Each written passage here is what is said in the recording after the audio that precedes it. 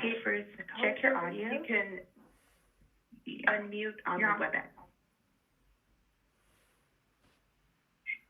All right, can you hear me now?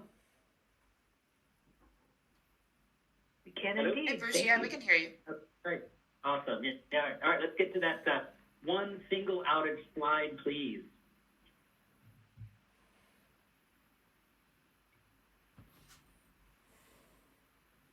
All right. Basically, this slide involves, outages remaining in pending state. And, I've submitted an awful lot of outages, into the ISO, during my time in the EIM. And I will tell you from experience, you don't normally go back and look at those outages in WebOMS to make sure that they got approved. You just kind of assume they are. And, that's happened a couple times here at BPA.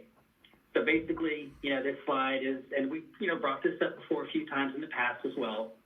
But this outage approval process involves manual approval that introduces delay in updating the outage data to customers, which does considerably impede outage processing. So we'd be curious if these kind of pending to approved state delays are associated with you guys running outage studies, and do you run studies on every outage submission or change? And basically, outages remaining in the pending state leads to outdated outage data and outage conflicts and delays in processing new outage entries. Historically, when we've seen what's going on, we just call the RTMO, say, hey, could you guys take a look at this one outage? It's in the pending state, we need to approve, trying to make updates to a new outage, within the same time frame. And, after a little while, it gets fixed, but it does cause delays, especially when, just from my experience, if you submit an outage in the forward planning horizon, and it intercedes with a new outage that you have, you get an outage conflict, and it takes a while to approve. So be interested to what your ideas on that are, and any color around, when and how, you move outages from pending to approved state. But at a minimum, we're hoping outage cancellations could be auto-approved. That seems to me some low-hanging fruit for this type of thing. And that's it. That's our big ask, is to take a hard look at an improved, outage, review process.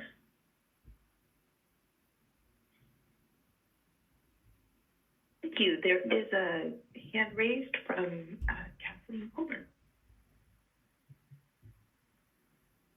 Great, thank you. Can you hear me? It's Kathleen Colbert from Vistra. Yep. We can hear you. Okay, great, thank you. No, thanks for presenting this. Thanks for putting this forward, presenting it. I wanted to both support you and let you know that, so the CAISO has invited us to present on outage management improvements next week, 15th. I'll be ready, I promise. Anyway, next Wednesday. So we're going to go through and also propose an outage management improvement initiative. It was in both the Independent Power Producer and Marketer submission and Vistra's. It's been framed as a storage improvement, outage management improvement, and that's probably more a function of the fact that with so many new storage assets coming online and us gaining so much experience, like we're finding lots of pain points in the outage management process, which I think is useful. But I hear you raising another one, and I just wanted to connect the dots that, one of the specific issues that I'll describe next week also has to do with approvals, manual approvals versus automatic approvals, actually enforced outages, timeframes. Was kind of our focus. So I'll take yours back and also think about it. But I wanted to connect the dots for the CAISO team that we're talking about the exact same application, OMS, and we're talking about very similar logic or business requirements that you're proposing and what we're going to present next week as well. So both support you and kind of emphasize maybe there's a pathway for a more general outage management initiative, and we could kind of combine some of these things and get some synergies. No, that's great. I'll make sure I have time open on my calendar to be in that meeting as well. So thanks for bringing that up. Thank you.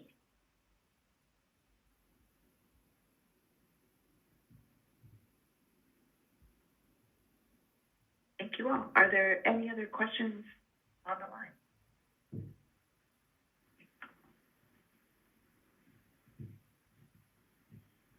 As Kathleen mentioned, we have another working workshop scheduled for next week. That will be on the 15th in the afternoon. It will cover some of the issues that were highlighted in the RIF report, including some of the related to calculation of the maximum import constraint, as well as a lot of the storage and new technology related issues, including outages, as Kathleen mentioned. So definitely stay tuned. As this meeting is, that meeting will be recorded and the presentations will also be available afterwards. If we could switch to the next, last call for questions, but if we could switch to the next slide.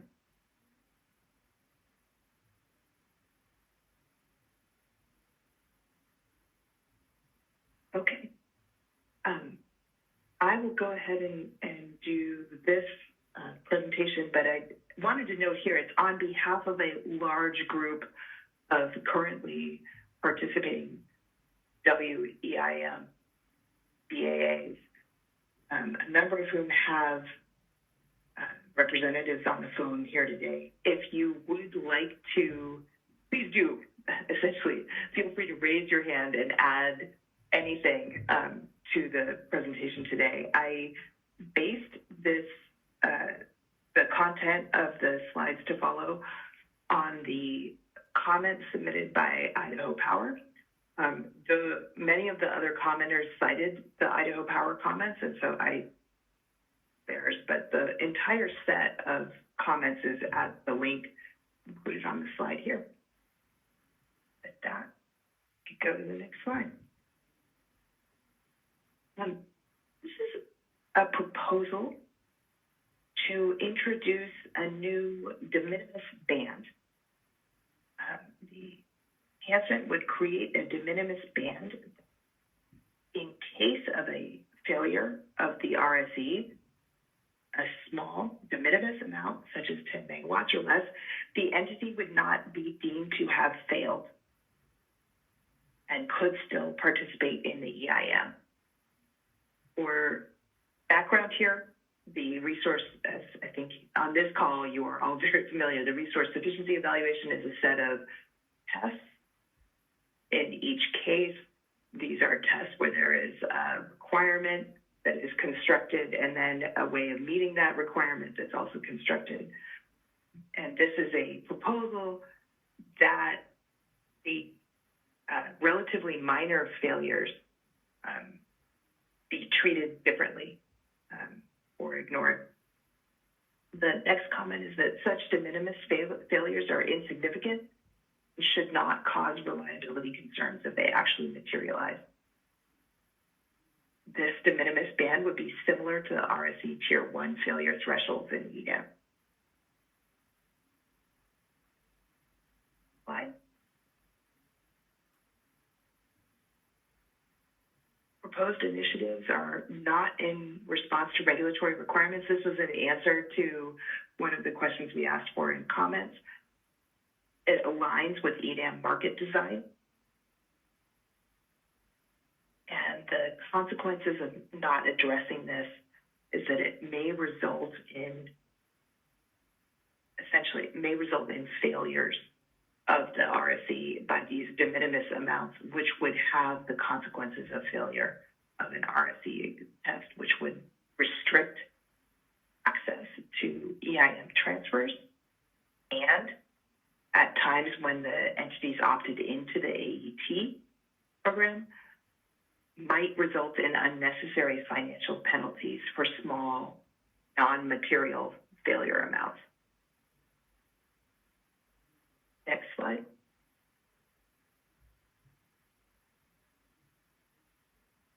Right.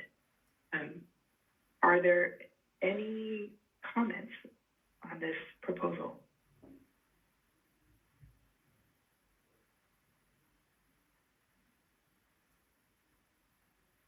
Just highlight here, this had broad support from a number of different entities in the comments. That is similar to a provision in, yeah. With that. Ooh, Dan Williams. Dan Williams from the Energy Authority. Hi, Amelia. This is Dan Williams from the Energy Authority. Just to make sure I understand better here, without making this change, the de minimis threshold would be implemented just in the EDAM day-ahead RSE, but then to the extent that there were either still entities in EIM that were not in EDAM, or I guess in certain circumstances where, remembering the policy correctly, where an EDAM RSE was failed, not cured by the pool, and an entity was subject to the EIM RSE, without this change, we'd still sort of have this issue persisting in EIM even after EDAM's implemented? Correct.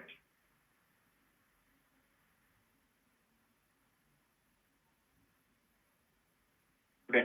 And so it's a request for consistency between the two. Okay. That kind of brings me to a general sort of question or comment that I wanted to make kind of back when you were setting this up, and maybe this will give time for Gridwell to get their presentation pulled up. But within our consideration of these initiatives, I always sort of have in mind, what is the cost of each of them? And maybe for the next working group, it would be helpful if the ISO could share some of their thinking on how stakeholders should think about that as well. And what's coming to mind for me is just that any of these initiatives have to get run through an implementation assessment internal to the CAISO for like called a IT cost perspective, but also then just sort of generally, I'm assuming, get run through an assessment on the front end of the ISO developing its budget each year. And to the extent that, you know, there's a certain amount of staff and IT resources and a certain amount of budget dollars for policy work available that can get divvied up each year, it feels like it would be important to know kind of for each of the proposals some sort of an estimate of what the cost is, to see where that fits in with an overall, you know, bundle of resources that can be allocated. Some of that too may be an assessment of the legal work that has to get done, just how much of a lift it is to do the tariff changes involved with any of them, and potentially maybe the durability of the work that's done, sort of how long it provides benefit within the market. Does that make sense to an extent, or is that something that could be kind of discussed further in the future?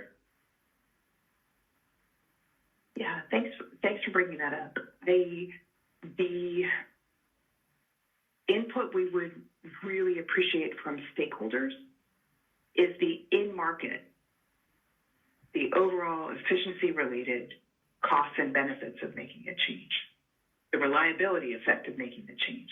The implementation cost will be assessed by the ISO for each of the discretionary initiative proposals.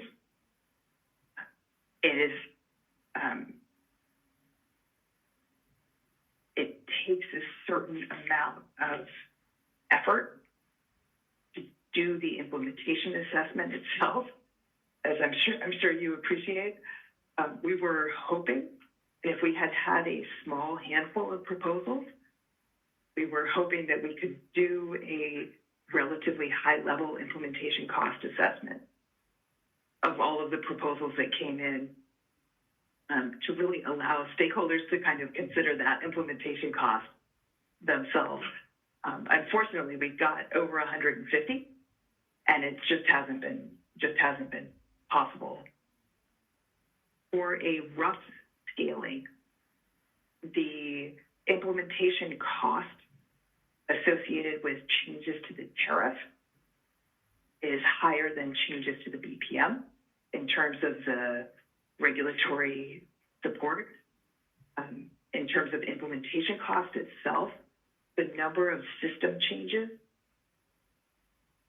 requires not only the cost of the ISO and making those system changes, but also often there's a cost to market participants as well if they need to change their systems. Some of these proposals are relatively light and wouldn't impact very much. So to the degree possible, with a relatively small list, I believe that the November-December roadmap will include some high-level implementation cost assessment. But the result of the stakeholders' ranked priorities doesn't need to consider that. It should be the high priority items for stakeholders. Okay. Yeah, that's helpful. So what I'm hearing in that is just as stakeholders, we should advocate for what we think will have the most benefit in the market, what's most critical to adjust. And then, the ISO will, through its process, then sort of do the weighting between the criticality of those against sort of what you're able to assess for costs internally. And then as we that gets winnowed down to a smaller number of initiatives, you'd be able to sort of share how some of that came out. I guess just kind of on a going forward basis, then we'll sort of learn as stakeholders as we go through this each year, sort of start to get a heuristic feeling for how much different efforts cost in terms of time and IT and all that kind of stuff. But I guess the request is just to, wherever it's possible, to share that decision-making framework that you're going through internally as you're developing the draft budget and looking at what's going on in discretionary and non-discretionary. Just if there's anything you can share with us, I think it'll help improve our ability to at least have a reasonable understanding for the cost of something we might be asking for. But thank you. Thank you. I will hand it off to the representatives of the IPP.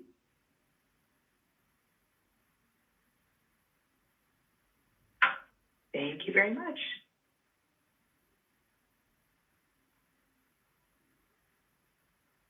Carrie, you're currently muted.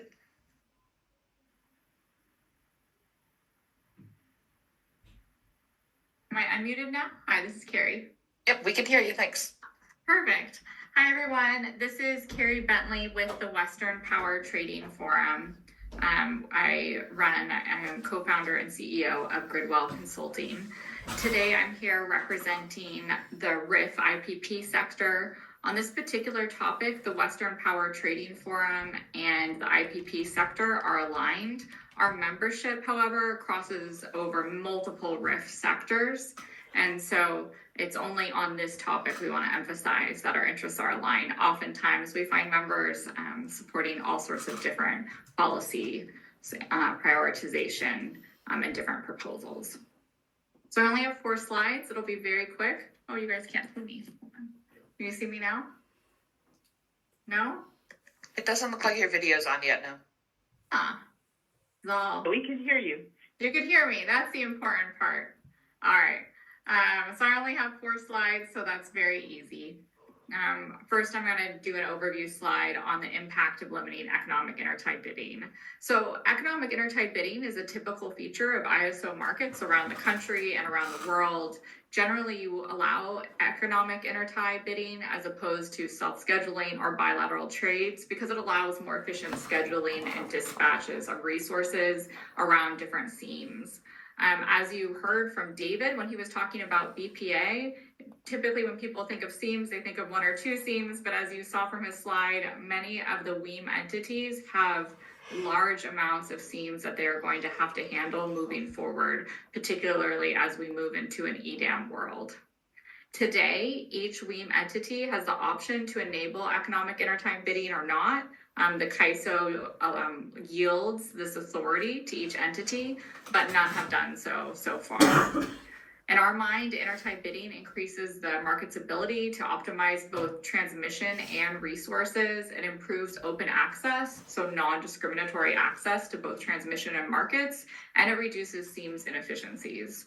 WPTF is fairly concerned about seams these days, as are multiple entities, and that's because in the near future, the West is going to have so many more seams than we've ever had to deal with before. We'll have EDAM to non-EDAM seams, we'll have EDAM to FPP Markets Plus seams, and then we'll have seams between these entities and BAAs outside both markets. And then these entities will have economic decisions that they're going to make about interacting with both markets. So suddenly we have this plethora of incentives and potential for inefficiencies that we haven't faced yet in the West. So what we are most concerned about is efficiency, because trading between markets is already challenging. And now when you're talking about interacting between different BAs with different rules and entirely different cost allocation structures and pricing mechanisms, trading suddenly becomes a lot less efficient and a lot more challenging. And then if you don't allow economic bidding, it also limits trade. And so then this will undermine the benefits of going to these market structures in the first place. A little bit of background on our position. WPTF has long supported intertime bidding at the market boundaries, including during the WEAM implementation process. Again, things that are vital to WPTF. We're a nonprofit trade organization dedicated to competition and transparency. So we care about open access to market participation. We care about market efficiency and the effective use of both generation and transmission. And then we also really care about the incentives for voluntary external supply offers. And this is important in our mind to both California and to the entire WEAM and ultimately EDAM footprint. The CAISO, just some terminology now, CAISO intertie points are interfaces between the CAISO balancing area and external balancing areas. And this is true in IFM, HASP, 15-minute, 5-minute. So it's just those intertie points between the CAISO balancing area and other ones. And then you have non-CAISO WEAM BAA external interties. And these are interfaces between a WEAM entity BAA and a balancing area that's not participating in WEAM. So the rules today, the CAISO allows economic bidding on the CAISO intertie points, but the decision to allow economic bidding at the non-CAISO WEAM BAs, so that point between the non-CAISO WEAM BAA and the WEAM entity BAA, that is deferred to the WEAM entity. So what we're asking for is for the CAISO to consider the value proposition of mandating economic intertie bidding, at least, ramping through EDAM. WPTF supports it through EDAM and WEAM. We note that the RIF sector, the IPP RIF sector, is more focused on EDAM. So intertie bidding, however, at both EDAM and WEAM boundaries would provide additional market liquidity and optimization benefits. It really does allow for an incentivized increased supply to be offered into EDAM. This is the RIF IPP sector particular concern and incentive in trying to get this into the policy catalog. So our large concern is that in the future, a few years down the road from now, without intertie economic bidding in EDAM, excess energy from resources that are not in EDAM, that are not in Markets Plus, will be more incented to offer that energy into Markets Plus, because their design is going to allow for economic intertie bidding. So there could be some incentives in play, and it seems like we should consider the value of updating our rules upfront far in advance of the implementation of both of those markets. And we also believe that it will help address potential seams issues, where ultimately we'll have a seam between EDAM and Markets Plus. If there was an ability to exchange supply economically between those two markets, we believe that it would benefit not just EDAM, but also Markets Plus. And that should be something that both ISOs, RTOs are incented to do. And then finally, we want to acknowledge the challenges of this and why this didn't go forward to begin with. Economic bidding at Interties, it doesn't exist because the WEAM future EDAM entities were concerned about a few things. They were worried about transmission free riders. So, they paid for transmission and people get free access to it. They were worried about how you would do fair cost allocation to ensure that that free ridership doesn't happen, and then ensure that the different cost components were allocated fairly. And then they were also concerned about the certainty of intertie supply. That is, if you allow economic offers at the interties, how robust, how certain are you that the supply is actually going to show up when you need it? And so what we're asking for is for the CAISO to explore how to enable economic intertie bidding in both EDAM and WEAM.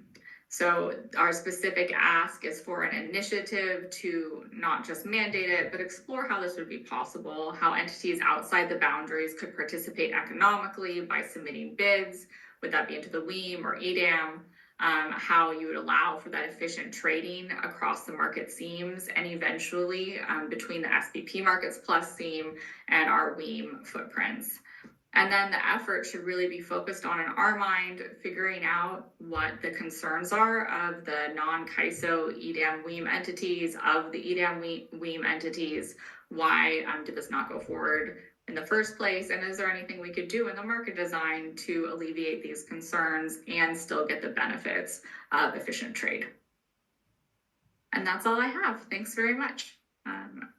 I'll see if there's any questions.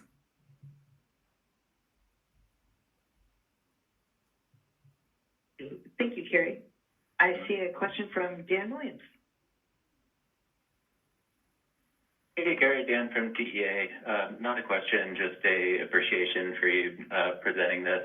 And just to play a bit of historian, the first time this came up was in, I guess, when we were developing the year one enhancements in like 2015.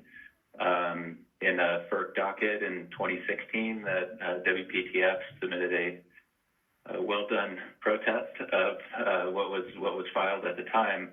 But just reflecting that we're not too far off, and by the time EDAM's implemented, we'll be at a decade since this policy was litigated at FERC, and a lot has changed since then in terms of transparency, full network model.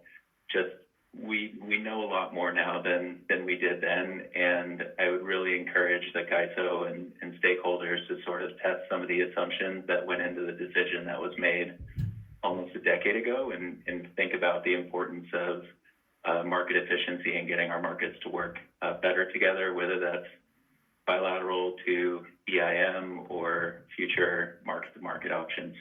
But thanks for taking the time to walk through this today. Thanks, Dan. I can't believe it's almost been a decade. When you said that, I was like, no, that's wrong. But you're right. It has been quite some time. That's a wonderful point.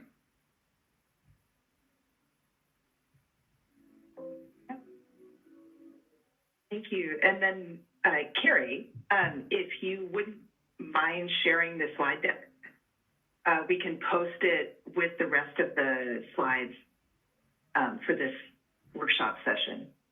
Yep, I already emailed. Clarifies. Yeah. Perfect.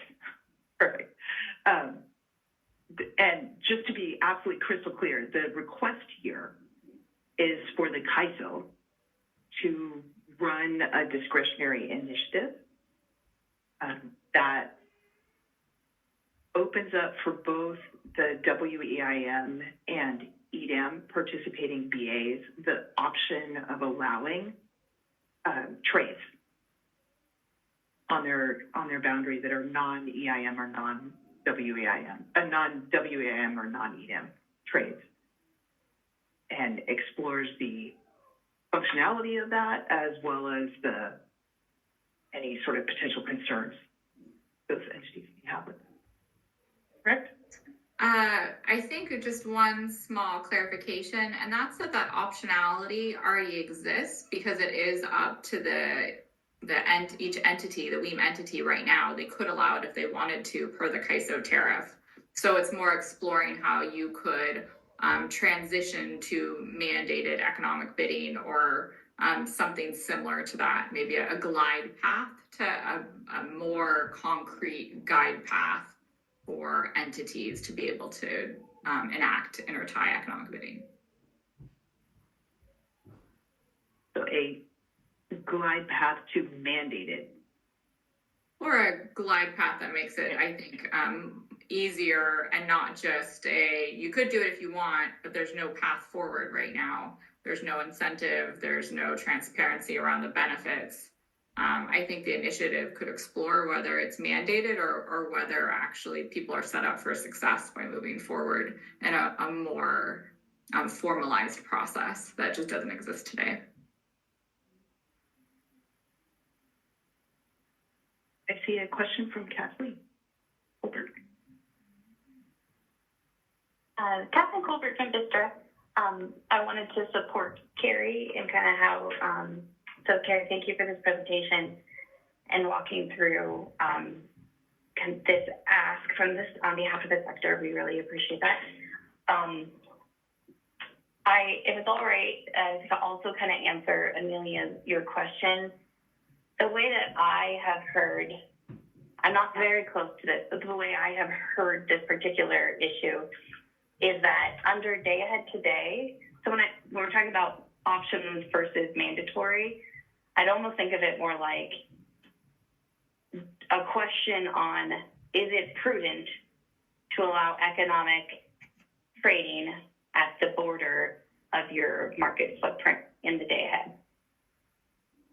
As a design, almost if not all markets, do allow intertie trading at the seam of their market to another market, or to a non-regulated, or to a regulated area that's outside of a market. In our day ahead, we have that. We have intertie scheduling points around the border of our footprint where that intertie trading is allowed. With EDAM, that footprint will extend. And so the policy discussion that I think several entities want to have is, as that footprint expands, the outer edges of the footprint are moving outward from the CAISO's border. And so where is the actual physical interconnection between the now EDAM footprint border and areas on the outside, those seams Carrie was talking about? So just to kind of elevate, the ask is to explore how, as the footprint expands, how intertie trading at that border would be facilitated. And that's less of a question of option or mandatory at every single BAA, and more a principled discussion about allowing access into a market footprint at its border. And then that would expand into WEAM once you would establish a policy associated with that trading. At least that's the simple way I've thought about it. And Carrie, happy to have you kind of correct or refine that, but that's how I've dumbed it down in my head. I think that works. And then eventually the seams between the organized markets as well, enacting intertie trading on that. I think it all should be discussed.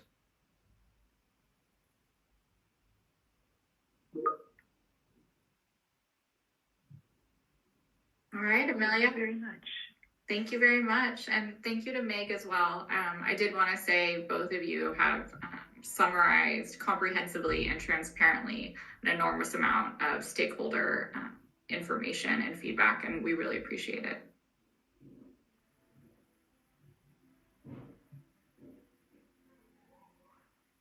Thank you for your active participation in this process. I think you do much of the same, so thank you, Carrie. All right, we are moving a little bit ahead of schedule, which should give everybody a little bit of time back. If you can go to the next slide.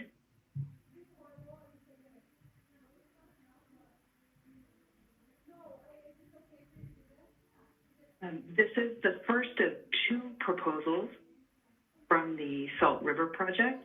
Unfortunately, the Salt River Project was not able to be here to present them today, but they are very fully documented in the proposals themselves.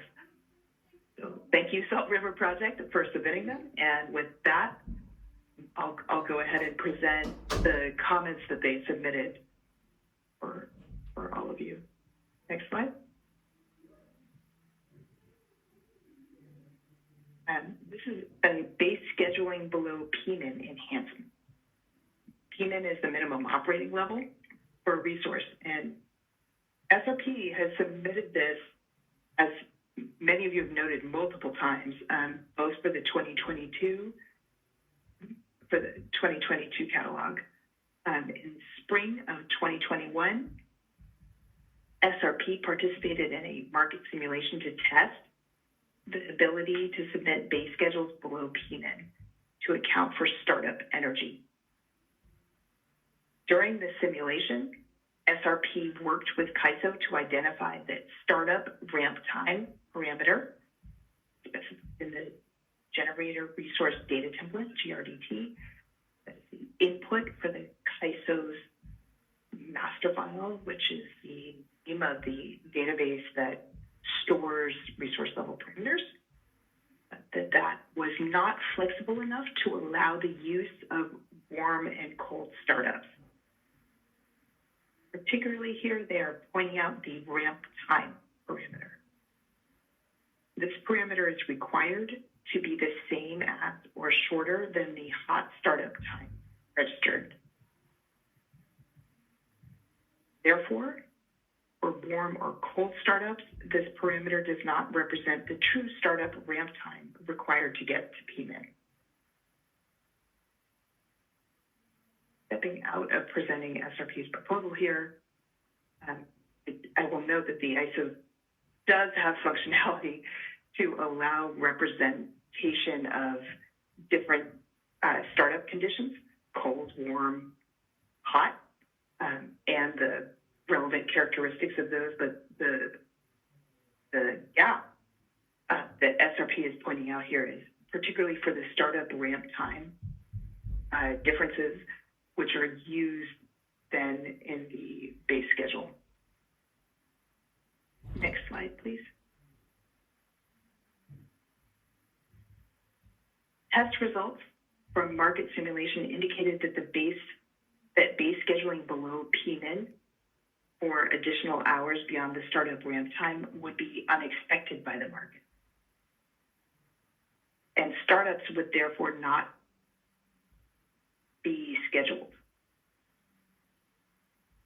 And again, the proposal states that the startup time is limited to the fastest hot time, and that any startup exceeding that time would not be scheduled. The internal EOT dispatch operating target would then be 0 for the hours beyond the duration of the startup ramp time. A solution to this would be to allow for the submission of hot, warm, and cold startup ramp time parameters, GRDT. There's other possible options as well. Next slide.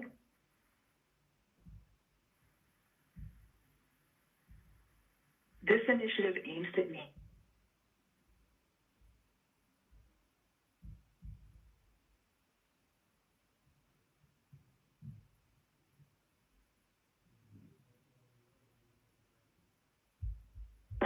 Hey, we just lost audio for Amelia. Alyssa, would you like to go ahead and take over?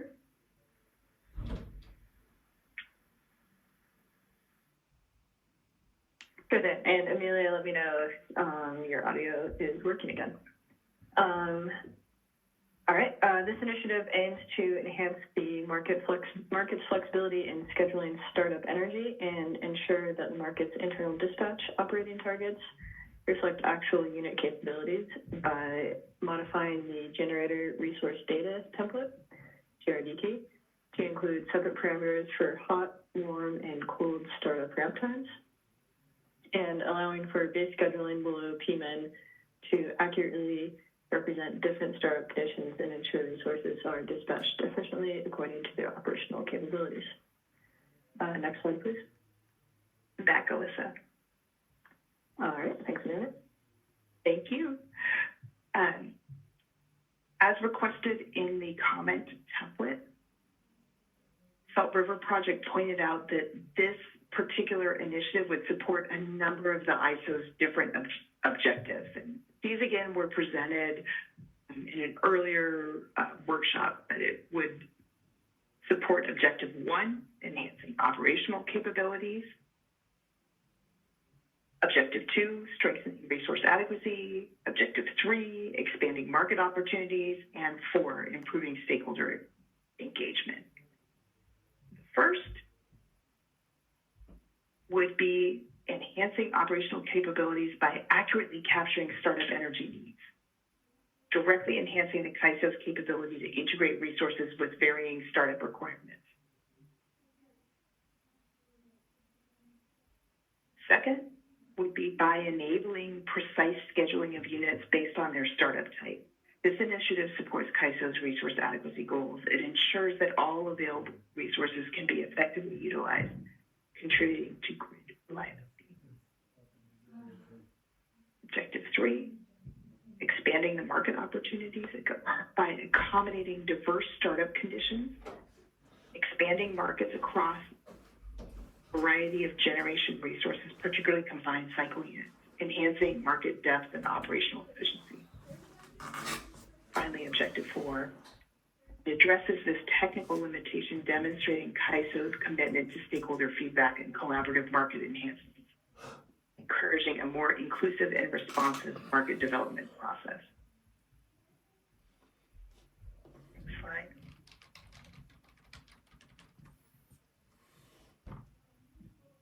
Again, the mention of regulatory mandates was responsive to a question we asked. The urgency for implementing this initiative stems from the need to align market operations with the practical realities of generating unit startups. The resolution of this issue could continue to hinder the efficient integration of resources, particularly those with variable startup times, potentially impacting grid reliability and increasing operational costs. Immediate action is recommended to ensure the operational flexibility needed for efficient grid management, particularly for units that face scheduling challenges under the current GRDT constraints. Further, SRP appreciates the CAISO's previous commitment to enable base scheduling below PMIN.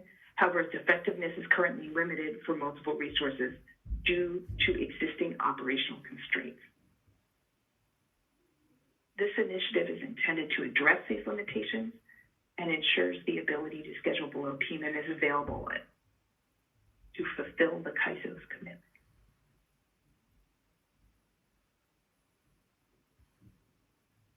Next slide. If you could go back one. Are there any questions at all on this proposal? While I'm waiting for questions, I'll in answer to sort of an example of an answer to Dan Williams's earlier question about looking at the implementation cost. This is an example of an initiative that appears to affect a very narrow, it appears to be a very narrow change,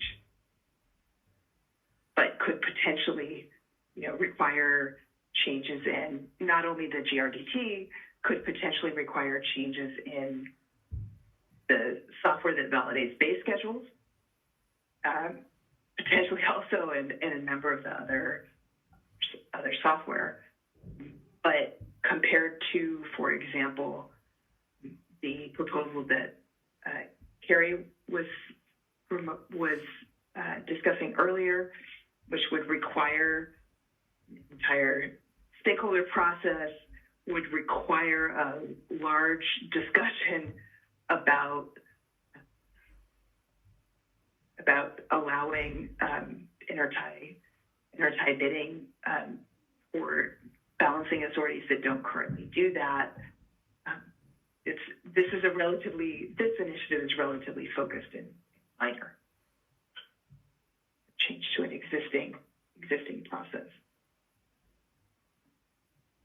Okay, if you go to the next slide, this is the last initiative we'll be discussing today, which is accounting for upward transition costs in settlements after economic commitments to lower configuration. This again, I need to thank Salt River Project for submitting such a complete set of comments.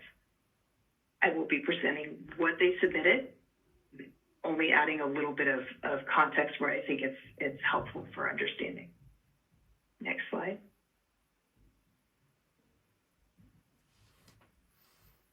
This initiative was submitted by SRP for the 2022 catalog and is being resubmitted for 2023. A recent case was identified where a MSG, multi-stage generator, was base scheduled in an upper configuration, but was then instructed to transition to a lower configuration per an economic commitment from the WEI. Due to a long minimum downtime and transition time, the short-term unit commitment did not identify the need to transition back up to the higher configuration shortly after the horizon. So to do a little bit of translation here, although I think most of you on the call are familiar with this, multi-stage generator is typically a combined cycle, although there can be others that has multiple configurations. Say, one common setup is to have two CTs and a steam turbine, for example. This is what SRP is identifying here is a case where the market was economically transitioning from a higher configuration to a lower configuration, but was then, due to the resource level constraints, the minimum uptime, was not able to issue a market commitment through the short-term unit commitment process, the ISO's real-time commitment engine, to the higher configuration. This has cost implications. If you go to the next slide, I think I'll explain. The unit met its minimum downtime, but didn't stay in that lower configuration much longer. The transition cost was then not accounted for in the market decision to move back to the upper configuration in a subsequent market run, because the unit continued to be base scheduled in the upper configuration. What SRP is pointing out here is that in the WEIM, which does not have a day-ahead market, they're submitting base schedules. In cases where the market is transitioning an MSG resource to a lower configuration, the market will not then transition that resource potentially back up to its base schedule because it sees it as in the base scheduled higher configuration already. It is SRP's understanding that this transition cost is also not accounted for in bid cost recovery or other settlements processes, even though it is the direct result of the market decision to transition to the lower configuration.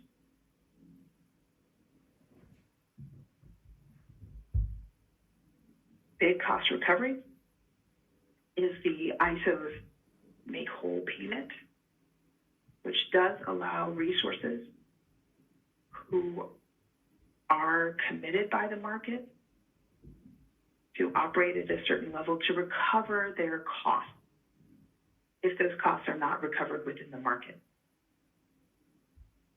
SRP is pointing out here a case in which, because their economic transition away from their base schedule was downward, their upward transition cost is not included in the calculation of their overall market cost for bid cost recovery. One solution might be to keep the transition cost out of the market optimization decision, but later account for it in the BCR process. In the event the unit does not recover its cost for following the transition instruction. So their proposal is to adjust the bid cost recovery calculation only. Next slide. This initiative seeks to ensure fair compensation for transition costs resulting from market instruction by, one, introducing a settlement adjustment to account for costs associated with transitioning between configurations as directed by the market. Two, modifying the bid cost recovery process or similar settlement mechanisms to include transition costs not recovered due to market optimized commitments to lower configurations.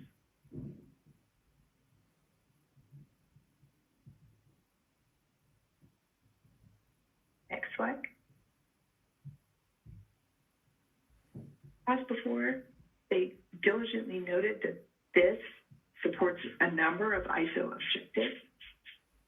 Acknowledging transition costs and settlements enhances market operational integrity by ensuring that the costs associated with market-directed actions are accurately accounted for, compensated.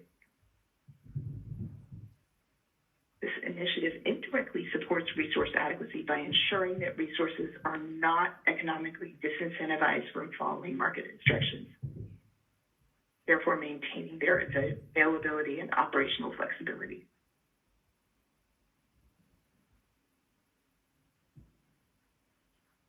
Expands market opportunities by addressing settlement discrepancies.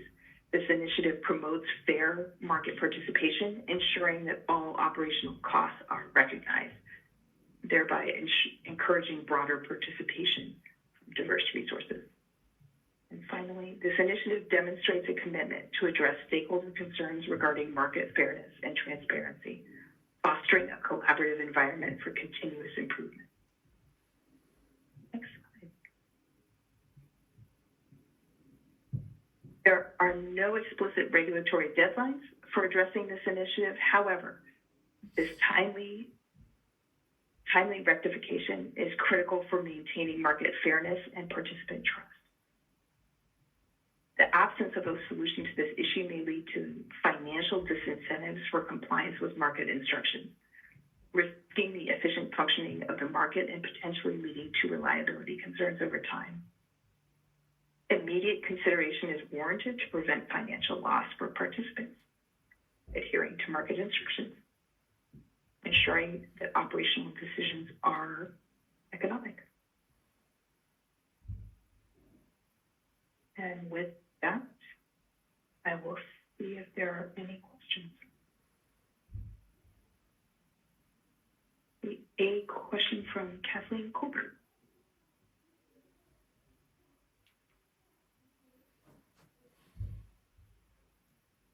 Kathleen, your line is unmuted. You can go ahead. Thank you, Kathleen Goldberg from Vistra.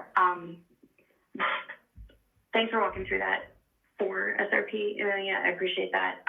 It would be interesting to have more of a conversation with them on what they proposed at some point.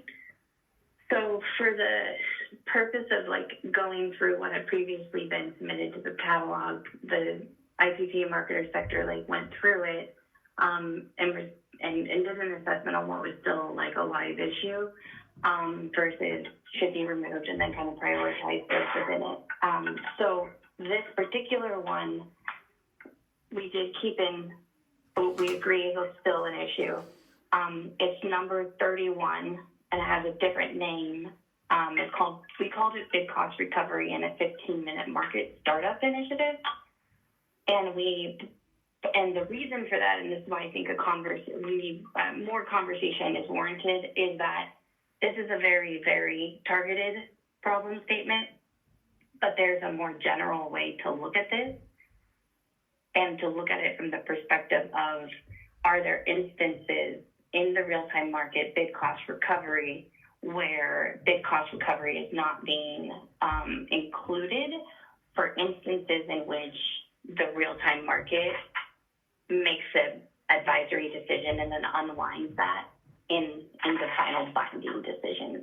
That was how we understood kind of like their underlying premise, right? Is that it doesn't show up in the BCR because it actually become a binding impact on the market.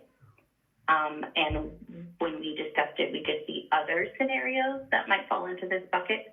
So we kept their example of the issue on minimum load energy or transition energy, like not being included, but we also suggested expanding it to looking at storage scenarios where there might be a change from the advisory results into the binding results, and then additional BCR enhancements that could potentially address those. And so I just wanted to point you in that direction and also encourage maybe some additional discussion on this before you finalize how you would represent it in a catalog. Thank you for pointing that out, Kathleen. I will use a slightly different example here, but at the last working group, there was a robust discussion around congestion revenue rates. Our working assumption for the way that we're going to ask for prioritization is that we would ask stakeholders to rank an initiative proposing to look at potentially reform the congestion revenue rates, both allocation and auction process, so broadly, rather than ask for individual as submitted initiatives. We would then also let people express their support for all of the proposals in that category. So I really appreciate you bringing that up, because I think this is a case where this is a particular market commitment occurring for a participant that is active in the real-time market only, that is highlighting where there's some potentially market-driven costs that aren't being recovered through the market that is coming because they are dealing with having to base schedule their resource. So appreciate you bringing that up, and I will definitely try to ensure that we tie these together. Thank you. Yeah. Any other comments?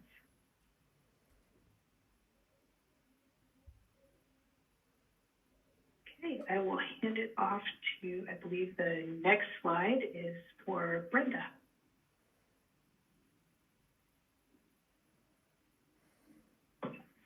Thank you. So we do have that notice that just went out announcing next week we will have a meeting on the 15th. I'll make sure if you could come and attend that meeting, that'll be great. It's scheduled in the afternoon. Also, feel free to visit the stakeholder reoccurring website. We do post these slides, and we'll be posting a few more that were shown today. At the next slide, you can go ahead and show those. It's for the save the date for the stakeholder symposium. We have plans to have that registration site up and running in the next coming weeks. We appreciate everyone's patience, and then we will be announcing more about the sponsorship opportunities. And then the next slide is that the ISO will be launching in CAISO.com in late May. We also have May 23rd and May 29th have training sessions to help our stakeholders be informed about the new website. And so I've been at one training session. It's been really great. The website's going to look pretty great, so look out for daily briefing for details. So hopefully this will help with transparency in a lot of areas that we have had meetings, and so everything's going to look a better format. So we definitely appreciate the feedback we've received thus far. At this time, I don't have other announcements for this meeting, but we look forward to seeing you at the next meeting on May 15th at 1 p.m. Pacific time. And I'll pass it back to Silas, our event producer. With that, the call is now concluded. Thank you all so much for joining, and thank you to all of our speakers and attendees. With that, the call is concluded and you may disconnect.